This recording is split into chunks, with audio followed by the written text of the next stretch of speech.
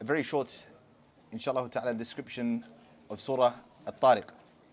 In discussion of the first few ayat, inshallah ta'ala, in this journey of ours, in taking small benefits from the passages of Al-Quran from Juz' Amma. Allah subhanahu wa ta'ala, He reveals Surah At-Tariq in Mecca, or is a Makki surah. He says subhanahu wa ta'ala, وَالسَّمَاءِ وَالطَّارِقِ وَمَا أَدْرَاكَ مَا الطَّارِقِ النَّجْمُ الثَّاقِبِ إِن كُلُّ نَفْسٍ لَمَّا عَلَيْهَا حَافِظٌ فَلْيَنظُرِ الْإِنسَانُ مِمَّ خُلِقَ.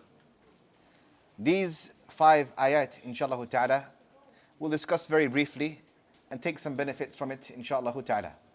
Allah subhanahu wa ta'ala begins this surah by swearing by the heaven and swearing by the Tariq, a bright star that illuminates the skies. He says subhanahu wa ta'ala, وَالسَّمَاءِ وَالطَّارِقِ, by the star, or by the heaven, by the skies, and by this star. He then says, وَمَا أَدْرَاكَ مَا الطَّارِقِ, and what will make you know what this Tariq is, this night that comes, this bright star that illuminates the sky. He says subhanahu wa ta'ala, النَّجْمُ الثَّاقِبِ, a star that pierces with brightness. He then says subhanahu wa ta'ala, إِن كُلُّ نَفْسٍ لَمَّا عَلَيْهَا حَافِظٌ. إِن كُلُّ نَفْسٍ لَمَّا عَلَيْهَا حَافِظٌ. He says there is no human being except that there is a protector over him, a protector in the sense that protects all of their deeds, their good deeds and their bad deeds. Allah subhanahu wa ta'ala swears by the heavens and He swears by the star. He swears by the piercing bright star. And then He makes this statement subhanahu wa ta'ala, إِن كُلُّ نَفْسٍ لَمَّا عَلَيْهَا حَافِظٌ فَلْيَنظُرِ الْإِنسَانُ مِمَّا خُلِقَ. So He says subhanahu wa ta'ala, so let then every single man look and pay attention to what he brings forth, what he creates, what he does with his life. He swears by these points, making us know that He subhanahu wa ta'ala, just like how He's created the heavens and He's created the stars in the sky, things that we can see, Allah subhanahu wa ta'ala has also created other creatures that will carry out the purpose of what Allah Jalla wa Ala wants them to carry out. Every single creation of His has an existence, has a purpose, has a reason. The heaven has a reason. The stars, they have a reason. And then the statement of Allah subhanahu wa ta'ala, إِن كُلُّ نَفْسٍ لَمَّا عَلَيْهَا حَافِظٌ, everyone has someone over them that has a reason.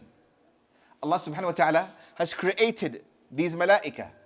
These malaika, these angels of Allah subhanahu wa ta'ala that sit on our shoulders. وَإِنَّ عَلَيْكُمْ لَحَافِظِينَ كِرَامًا كَاتِبِينَ يَعْلَمُونَ مَا تَفْعَلُونَ. He says subhanahu wa ta'ala. And upon every single person there are angels that take care, that preserve every single action a person does. كِرَامًا كَاتِبِينَ.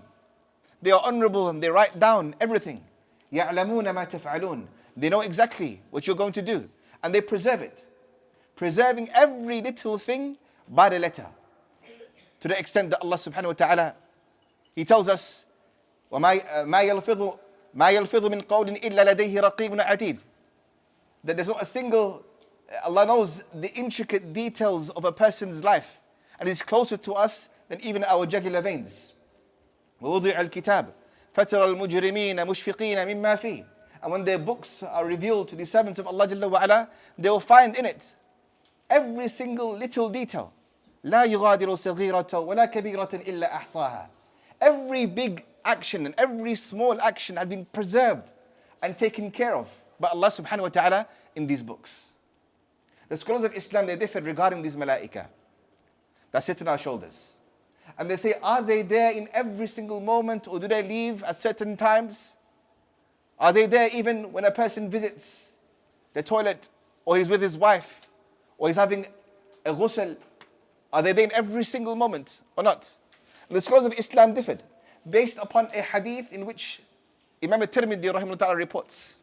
And this hadith has some weakness to it, in which he says the Prophet sallallahu alaihi wasallam is reported to have said, "O mankind, be extremely embarrassed and shy of these angels that sit on your shoulders. For they preserve all of your good deeds, but they leave you in 2 places." And in some riwayat he mentions 3 places. Where he says sallallahu alaihi wasallam, when a person is with his family and he has relations with his spouse, when a person goes to the toilet and relieves himself, And a third narration or a third addition is when a person has ghusl, a person is bathing or having a shower.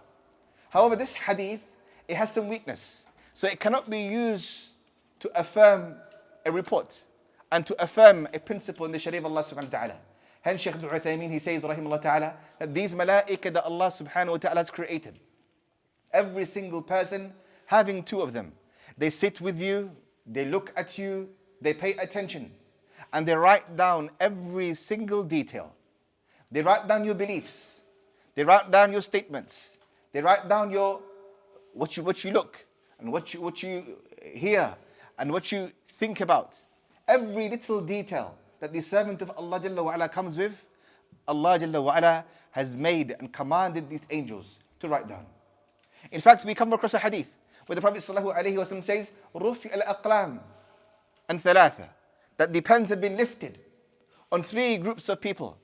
And the scholars of Islam, they explain this hadith. Meaning when the angels have lifted their pens, it means they've lifted their pens from writing down sins. They've lifted their pens in writing down sins of these three groups of people. The child until he reaches the age of puberty. The one who is sleeping until he regains consciousness, until he becomes awake. And what's the third? And the majnoon until he gets his intellect. So the scholars of Islam, they say, the pens have been lifted, the malaika did not write down the sins of these individuals, but from the mercy of Allah subhanahu wa ta'ala, Allah has commanded them to write down the good deeds of these individuals. So young children who do good deeds, Allah subhanahu wa ta'ala writes down on their scales they do good deeds. As a rahmah, as a mercy from Allah subhanahu wa ta'ala. That's parents who really and truly love their children. They encourage them towards good deeds, such that when they do eventually become mature, they already have a head start, inshallah ta'ala. The malaika have been given tasks and responsibilities. And this is just one group from the creation of Allah Jalla wa Ala that's been commanded to preserve good deeds and are commanded to preserve evil deeds. There are other different groups and other creations from Allah subhanahu wa ta'ala that have also been given the same role. Like the earth, that will speak to Allah subhanahu wa ta'ala yawm al-qiyamah and declare every single thing that took place upon it. Like our own limbs, that will speak to Allah subhanahu wa ta'ala and declare every single action we did with it. And like Allah subhanahu wa ta'ala, the creator of all, who will speak as a witness against or for all of ourselves. That's all, brothers or sisters in Islam. The benefit that we can learn from these few ayat in Surah At-Tariq is to understand that we are never alone. Just like how the Prophet ﷺ commands us and warns us, be ashamed, be embarrassed. Because these malaika are sitting on our shoulders, taking with their pens and having their scrolls and writing down every letter, every good deed, every evil deed that we commit. We ask Allah subhanahu wa ta'ala to make us of those who are forgiven on Yawm al-Qiyamah. And we ask Allah subhanahu wa ta'ala such that the angels only write down good deeds from us. And we ask Allah subhanahu wa ta'ala to make us of those who enter into Jannah al-Firdaus. Ameen. Jazakumullahu khairan. Wa sallallahu wa sallam nabina Muhammad wa ala alihi wa sahbihi ajma'in.